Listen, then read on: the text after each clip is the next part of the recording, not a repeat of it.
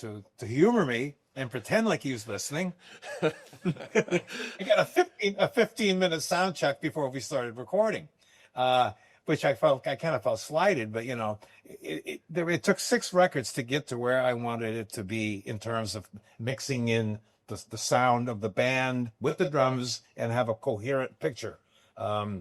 Most people, I think that who I talk to don't quite see the fact that it's all works together. You take one element out and it's going to sound different than if you keep them in. And I didn't explain it very clearly, but after 6 records, we finally got close to how I thought the drums should sound.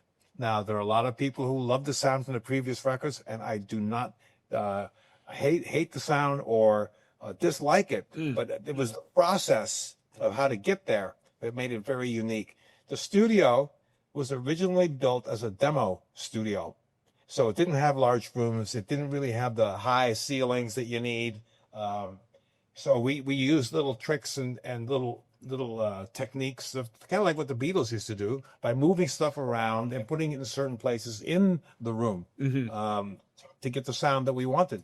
And even though it was a very belabored process, I think in the end, it really, our blood and sweat is in there. Yeah. And that's what I think makes, at the end of the day, when we walked out, that's when we said, yeah, this is the shit, man. We're happy with it. And so what record would that be? That would be 1984. So it was 1984. That's the record where you feel like you finally arrived at the sound that you were searching for. That's right. And then Dave left.